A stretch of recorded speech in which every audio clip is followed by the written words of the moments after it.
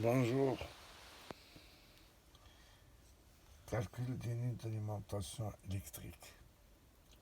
Le tableau électrique se présente sous la forme d'un coffret et comporte des rangs. C'est le tableau électrique. Il se présente sous la forme d'un coffret. Il comporte des rangées dans lesquelles peuvent intégrer des modules dont le nombre dépend de notre installation. Des disjoncteurs différentiels, disjoncteurs divisionnaires, interrupteurs différentiels, parafoudres, etc. C'est un élément, le tableau, c'est un élément essentiel de notre installation. Il doit être installé à l'intérieur du bâtiment ou de notre habitation. Conditions à réaliser. Les conducteurs des lignes, les conducteurs des lignes principales que secondaires sont à déterminer pour satisfaire aux conditions suivantes. Lignes secondaires. Les lignes secondaires, ce sont des lignes qui se trouvent à l'intérieur de notre habitation ou des locaux. Les lignes secondaires, ce sont des lignes qu'on installe à l'intérieur de notre habitation. La section minimum autorisée pour les lignes intérieures en cuivre est de 1,5 mm pour l'éclairage et les appareils informatiques et de 2,5 mm pour les prises de courant pour des petites et moyennes consommations. De 4 mm pour les circuits spécialisés, cuisinières, machines à laver, sécheuses, etc. Les lignes, les lignes principales, ce sont les lignes qui relient le réseau électrique au compteur. Les lignes principales, ce sont les lignes qui relient le réseau électrique et le compteur qui se trouve là avant le disjoncteur différentiel.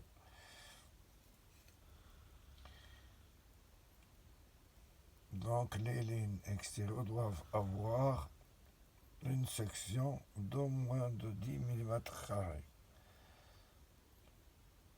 Les conducteurs sont protégés électriquement par des gaines en plastique. Protection contre les surtensions.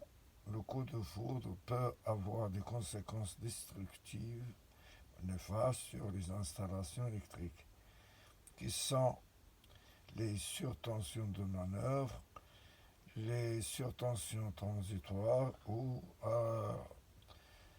à fréquence industrielle peuvent aussi engendrer les mêmes conséquences. Pour cela, il est nécessaire de mettre en œuvre un système de manœuvre, de contrôle, de commande adapté à l'installation électrique pour une bonne gestion tant que pour le fournisseur de réseau que pour l'habitation. Pour toute installation électrique, on doit établir un schéma.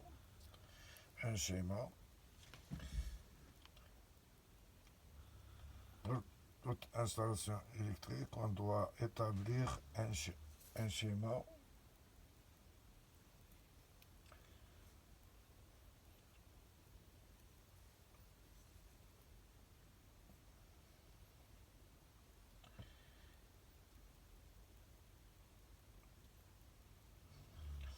pour pour définir le budget de construction de notre habitation. Les circuits spéciaux doivent être alimentés par des circuits séparés, euh, par exemple lave-linge, sèche-linge, lave-vaisselle, four, cuisinière, chauffe-eau centrale. Pour la mise en œuvre des prises mise en œuvre des prises, les prises du courant doivent être installées de telle manière, les prises de courant doivent être installées de telle manière à 15 cm du sol fini. Les, et les interrupteurs doivent être installés à 1 mètre minimum au-dessus du sol fini. Donc les prises 15 cm au-dessus du sol fini et les interrupteurs 1 mètre, minimum 1 mètre au-dessus de, du, du, du sol fini. La résistance électrique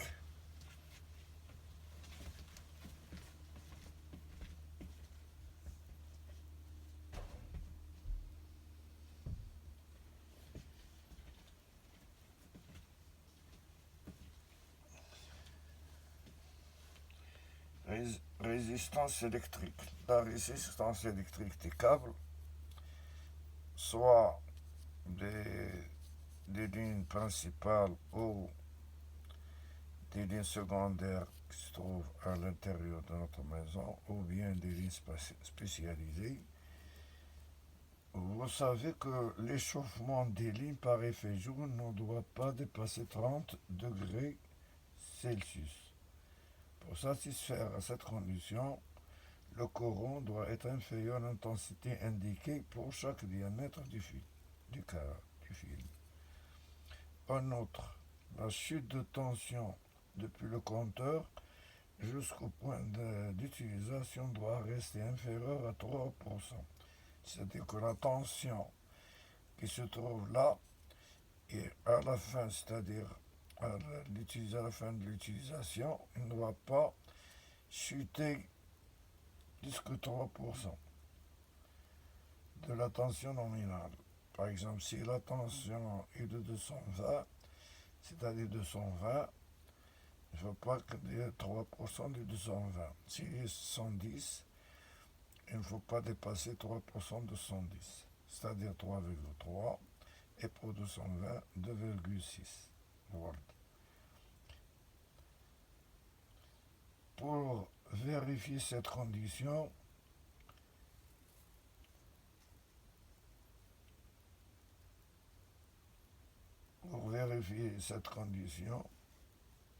on calcule la résistance de la ligne. On va calculer la résistance de la ligne.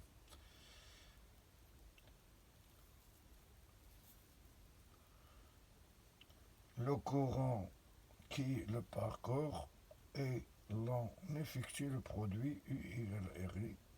Il faut que ce calcul s'oriente grossièrement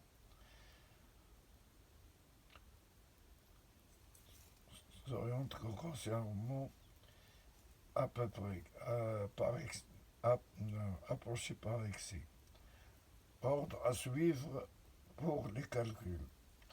Premièrement, on établit un schéma d'installation. On mesure sur le plan. Deuxièmement, on mesure sur le plan de l'installation les longueurs approximatives des différentes lignes prévues. On trace un schéma, c'est-à-dire on trace ce schéma. Simplifié. Troisièmement, on détermine le courant maximal dans chaque ligne.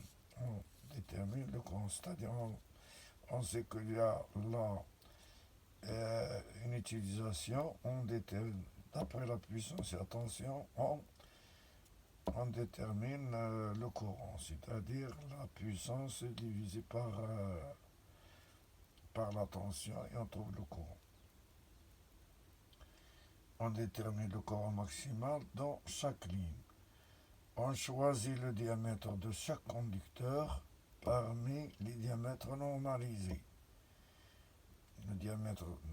Ces diamètres, on ne va pas mettre n'importe quel diamètre, il faut mettre les diamètres normalisés, proportionnels au courant qui qui alimente le circuit. Donc la section doit être au maximum possible. C'est-à-dire si on alimente une lampe par exemple de 100 watts,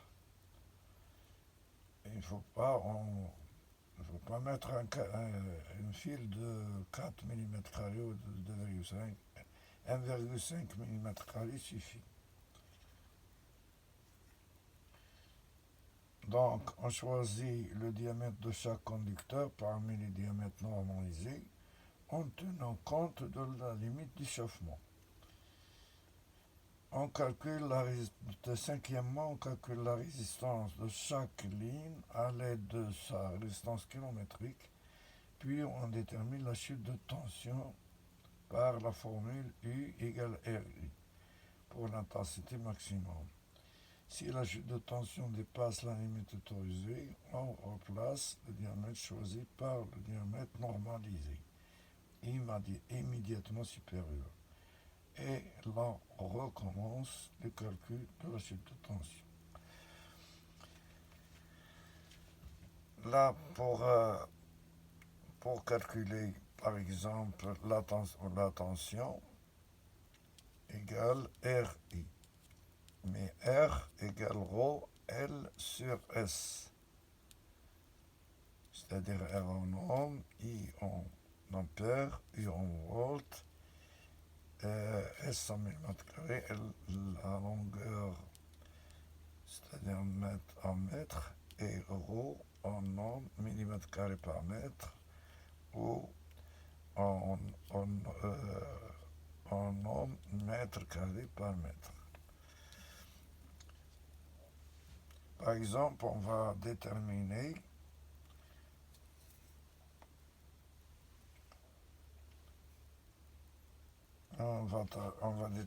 la section. Pour la section S, c'est-à-dire pour la S, si on multiplie S par U, on trouve ρ L I. S multiplié par I égale ρ L I, et S égale ρ L I sur U.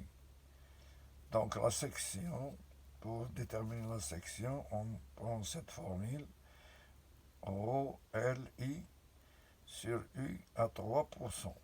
C'est-à-dire s'il est de 220, c'est divisé par 6,6. S'il est de 100, le secteur 110, on divise là par 3,3.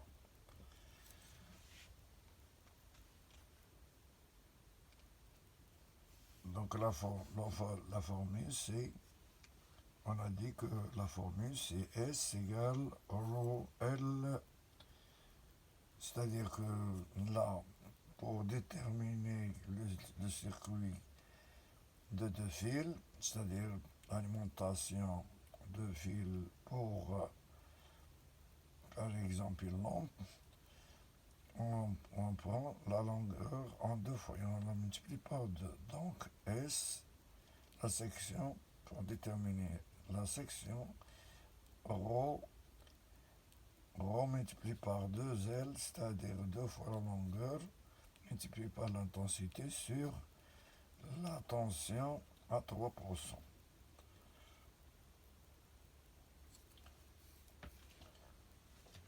Alors, voilà, là,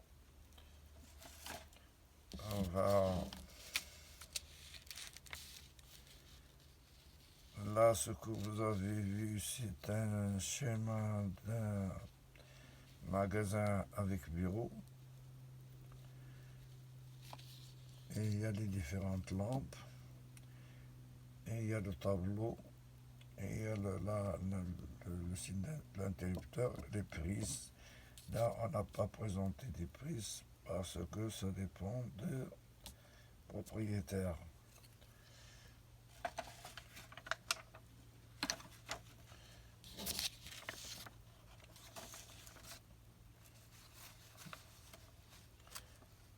Et voilà, merci de votre attention et au revoir.